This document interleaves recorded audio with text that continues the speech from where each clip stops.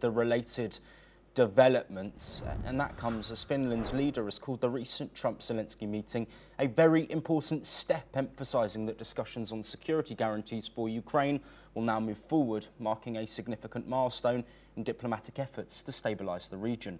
German Chancellor Friedrich Merz joined a video conference hosted by the President of the European Council, Antonio Costa, aimed at coordinating the EU's unified response to the ongoing conflict. Amid these developments, China reiterated its position that it is not a party to the Ukraine crisis, underscoring the global divide over the conflict and highlighting the challenges of achieving consensus on a peaceful resolution. Well, this comes as UK Prime Minister Keir Starmer announced that he will co-chair the upcoming Coalition of the Willing meeting, where international leaders will discuss Ukraine's next strategic steps to bolster its defence and sovereignty. Residents voiced concern over Donald Trump's push for a peace deal, questioning whether the US president is prioritising Ukraine's interests or simply his own. We'll now listen to what a resident of the UK has had to say on the ongoing conflict. I find it concerning because I think Trump's only really representing his own interests, and he talks about the urgency of a deal, and I think he wants to get a deal more than he wants to get a good deal for Zelensky and Ukraine. So I'm concerned. I'm concerned for them. Ultimately, I don't see how it's going to badly impact the UK, but I think Trump only reflects his own interests is my concern. Well, Andrew, thank you ever so much for waiting with us. Let's first focus on the European efforts. Of course, initially sidelined from that meeting between Trump and Putin, as was Volodymyr Zelensky, but there is now real momentum coming from Europe, at least in terms of rhetoric.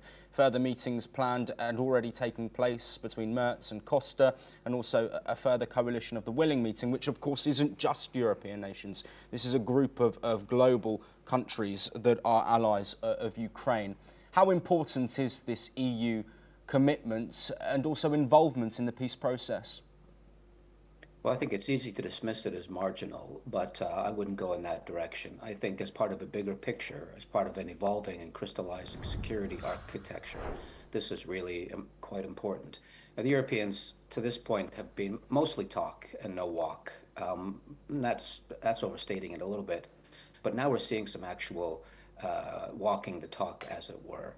Especially regarding these security guarantees. Now, this is a very fraught issue because the Russians are going to balk at this. They are not going to like even the vague prospect of French and British troops being deployed, even in the farthest western parts of Ukraine. That's going to be a problem. But we are now at a stage where we're talking about not just a trilateral, but Trump is talking about organizing a bilateral between Zelensky and Putin, which would be the first time since this war broke out, well, at least the 2022 phase of this war broke out.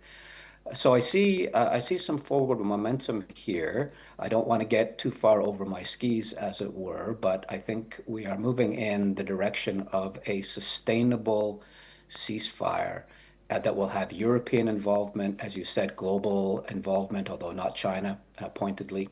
And the Americans, of course, will be playing the ultimate backstop role in some way, shape, or form.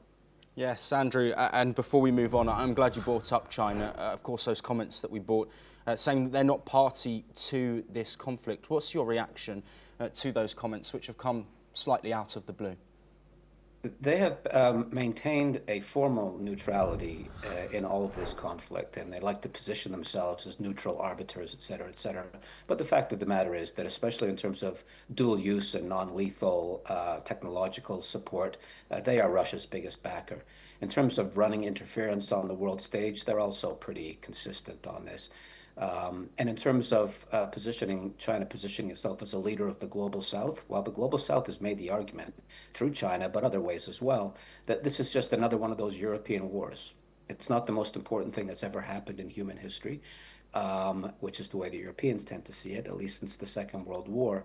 And so when India buys Russian oil on the cheap, there's a hue and cry in the West, but in the Global South, it's, well, that's just a good business deal. We're going to do this. So China, again, to close the circle, has been scrupulously, formally, on a formal level, neutral, but in practical terms, anything but.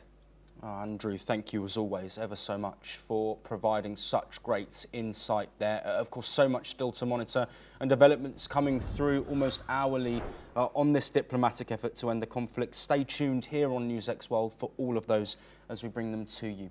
But let's move on now, and in a show